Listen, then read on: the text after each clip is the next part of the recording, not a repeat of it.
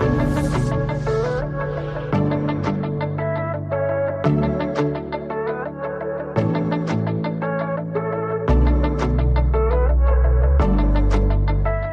you ready to get your health back but feel overwhelmed by the endless healthcare options? We believe God has called each of us to a specific assignment, and we want to make sure your body, mind, and heart are up for the task. It's time to simplify the process of healing.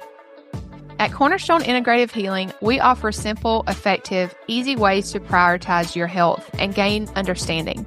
No prescription pad needed. I'm Kari, Coody, a pharmacist turned integrative health practitioner. I'm so excited to have these conversations around topics with my friend, Jenn. Hi there, I'm Jenn, and together with our team at Cornerstone Integrative Healing, we offer an alternative to traditional healthcare, combining our expertise and experience in the medical field with our knowledge and faith to break the cycles of guessing what's wrong. We know the road to healing, feeling good again, can be overwhelming. You can expect honest conversations around the ups and downs of healing. The truth is, there are so many layers to healing. Because we've taken the time to learn where true healing comes from, we've learned how to help other women discover a different way of caring for themselves. Join us every week for new episodes as we discuss topics that are personal and pertinent to your healing journey. Hello there, and welcome back into the Cornerstone Integrative Healing Podcast. It's Kari and Jenn here, and we are back for another episode. This one is a little different maybe than our past ones, but we really wanted to do a get to know us episode because I know that you might be coming in to listening to this podcast, maybe knowing one of us better than others. And I just love getting to know and hear people's stories. I don't know about you guys, but I feel like that a lot of people do. So we wanted to share a little bit more about us so you could get to know us, get to know our team. And so this is a part one of a two-part episode. So stick around for the next episode. You'll be hearing from getting to know more of our team members. But so Jenn and I are, of course, very good friends. So we're going to kind of just chat back and forth, share a little bit of our stories and backgrounds and things with you. So Jenn, do you just kind of want to start by, a little bit about just general information, maybe? We'll start there. Yes, of course. So I live in Cleveland, Ohio with my family, my wonderful husband, Chris. I have two boys, David, who's 19, and Jack is 12. So I've been married for about 20 years. I have really feel like I've been in this space of, functional medicine for probably almost 23 years. And really had a love for it, I would say, since high school. Like I literally can remember reading about this stuff in high school.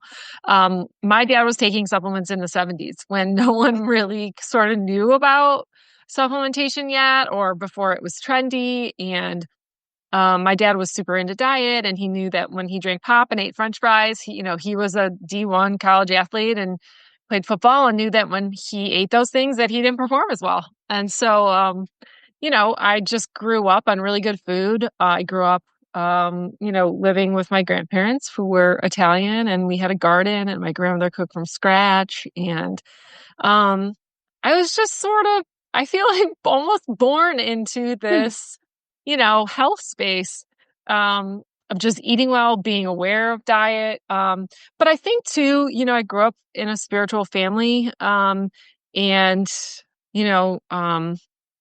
growing up, going to church was a big piece of who we were, and, God and our faith was a big piece.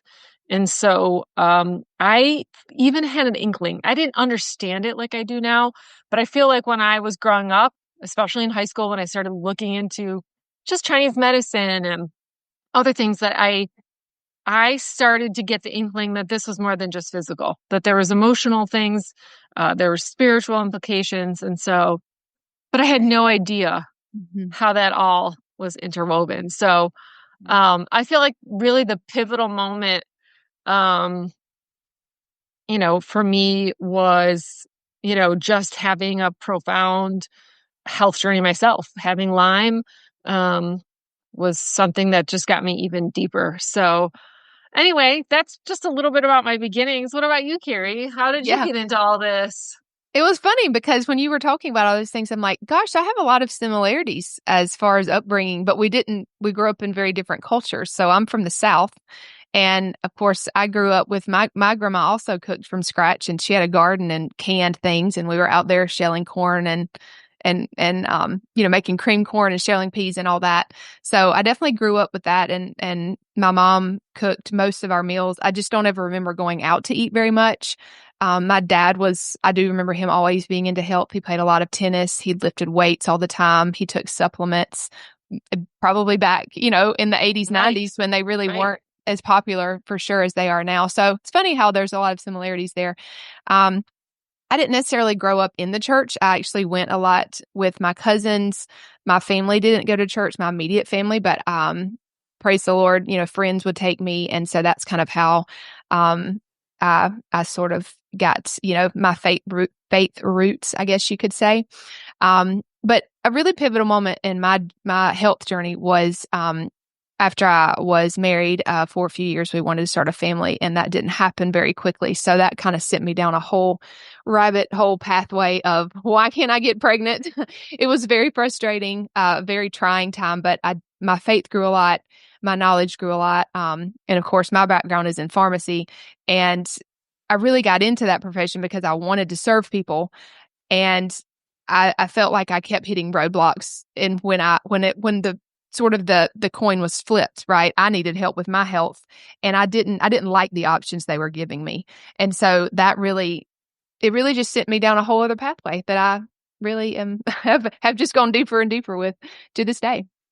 Yeah. So if you could, looking back on your journey and your health, how you got into, basically, functional medicine and nutrition, if there's three things for someone who is entering the journey or looking to heal root cause, what are the three things you would recommend to them? Okay. So I would definitely recommend starting simple and not overcomplicating things. I think that the world has increasingly become more and more noisy in this space. And so it has to start with what you're putting in your body. If you're continually eating junk, don't move past that. Yeah, that's your foundation. So just try to cook mostly whole foods. That's one thing. I would also say just continue to move your body. There's been times that I've, been more consistent with movement than others, but I do feel like that's a huge piece that has been somewhat of a through line in my story. I was never necessarily like over obsessed with diet or working out. I'm kind of a very consistent person. So I was just always consistently trying to improve in those areas. But I see a lot of extremes in those areas. So it doesn't mean you have to go kill yourself at the gym, but just continually moving has been really key for me and my health. And I think some people really overcomplicate that. And third, last but not least, would just be to not overlook the emotional and spiritual implications when it comes to physical health. But because that's the piece that I was missing for so long. I don't want to say I had no clue, but I definitely was not concerned with that piece. And I can see how, yeah, that held me back for a while, but it's all in God's timing. So Yeah. what about you? I would say my three main thing was growing, or at least through this health journey, I was really concentrated on just keeping my blood sugar stable, but I eliminated all carbs, like never ate a carb, wouldn't touch a carb. And looking back, I'm not sure that was a great thing. Maybe if, you're obese or diabetes is the first thing that you're concerned about, that might be something. But I think, really focusing on a balanced, there's so many diets out there, keto, paleo, you name it, whatever. I just really feel like protein, fat, complex carbs at every meal was really key for me for keeping my energy, keeping my focus. So I'd say that was the first thing. The second thing, I agree with Kari, really getting my nervous system to in a more balanced state. So using the breathing techniques during the day, using prayer consistently, using heart math, which is just some type of meditation, quick meditation during the day, was probably pivotal for me. So blood sugar, the emotional regulation, nervous system regulation. And I think the third thing for me was just really understanding that while supplements are super helpful and we need them and they're key, how to use my food as much as possible. So, I needed vitamin A. Liver is a great thing. I don't love liver. I remember like trying to eat frozen liver, which I did for a while, but that was not working for me. So I was like, okay, that's where I'm going to supplement because I choose not to eat that food. Right. Yeah. Um, but using foods as much as I could. Now for most of the time, I think a lot of people, I was chronically sick. And so supplements, I needed them, right? But there were some things where I could use foods and I did. So that was the other thing, using foods, because foods really are the most complete. Yeah, for sure. I'm just wondering, we on this podcast, we do talk a lot about the emotional, spiritual links with things. I guess I wonder when you look back, was there just a really pivotal moment when you were like, whoa, this is way bigger than I thought? Yeah, I would say right after we met and, we started sort of thinking about partnering together. We were working together a little bit. You already had the practice. I was helping you out and I really started, in the South, they move slow, right? So Kari moves at a totally different pace than I used to move at. So she was huge in just getting me to slow down. Literally, it sounds so simple. I know it sounds simple, but I'm telling you, it was pivotal for me. Like literally just Kari was like, you don't have to do that today. You don't have to run there. You can do this instead. Do you really need to do this? And I was like, she's right. Like, I sound so bossy. but I needed it. I was glad you were bossy. I No, needed it. yeah. But for me, that was pivotal. I just needed to slow down my brain and do less. And I think most people do. Would you agree? Yeah, 100%. Just talking about one thing that I feel like is probably misunderstood in the holistic health space, or maybe people get hung up on, they're constantly looking for what else they need to be doing. And I think it is a lot of times the opposite. We Right. need to be doing What can I lose? less. Right. We need to be doing I agree. less. Right. And, again, it's hard because sometimes people do need more support in certain seasons. So I'm not saying that, but I do believe obviously we're very Holy Spirit driven, right? And so we encourage you to listen to that voice in your life. And so to do that, you have to slow down. If you're not hearing from the Lord, it's likely we all have to take inventory, but it's likely because we're distracted and doing things maybe we shouldn't be doing and not spending enough time in stillness, which people don't like that word, stillness. Yeah, they're And I afraid will of it. say, I do live in the South, but I think it's a choice. It's an intentional choice because people are still busy down here. We might move slower in some aspects, but people are still very busy and distracted in the South too. Yeah, So sure. no matter where you are, that is definitely one piece that's key. So what about you, Kari? What was one, belief that you had that was like, okay, this is probably something that needs to change? Well, I mean, I think for me, it probably wasn't seeing the link to how big a deal like nervous system, emotional health, spiritual health can play into the physical. It was for a long time, I chased my own symptoms and then I started helping clients. And admittedly, I probably chased their symptoms a little bit without really addressing the true root causes of those things.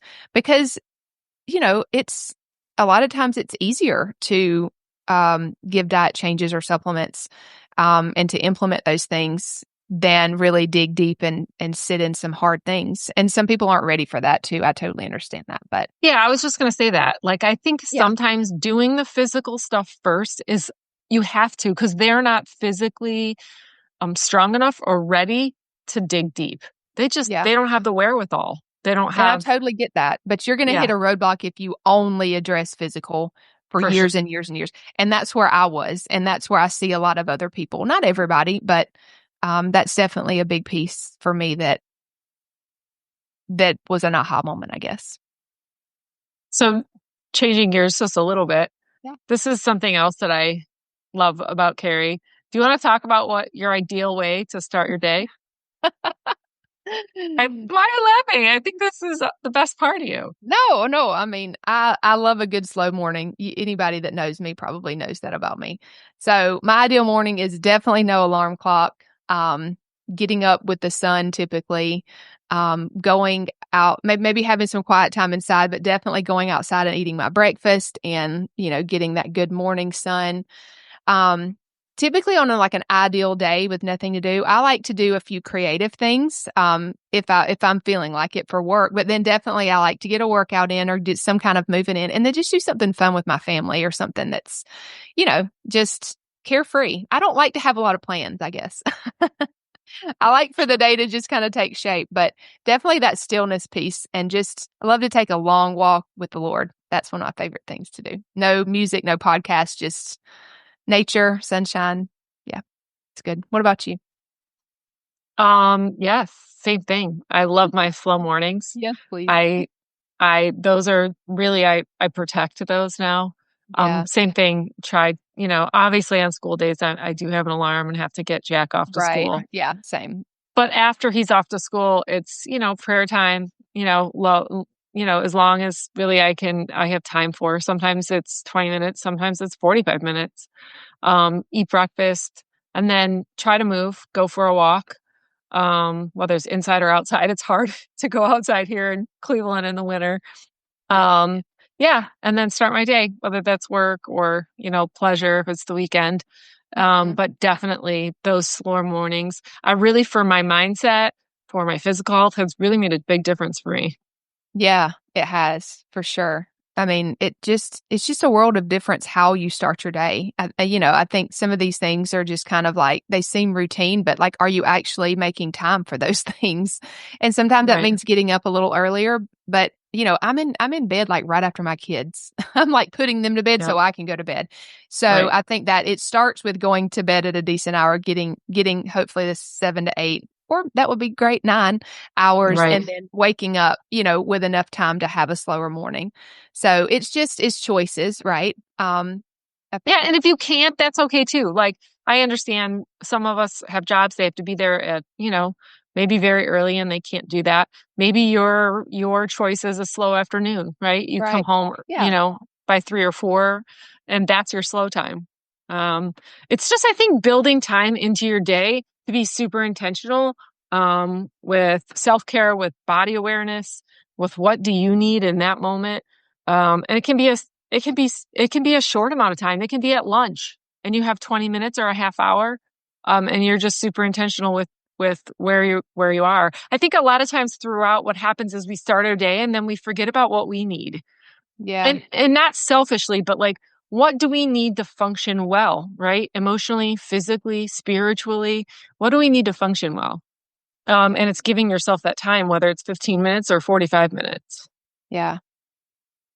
Yeah. I couldn't agree more. I love this little chat. Hopefully you guys have gotten to know us a little more.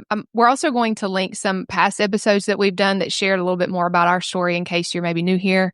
There are a couple of episodes that you might want to refer back to.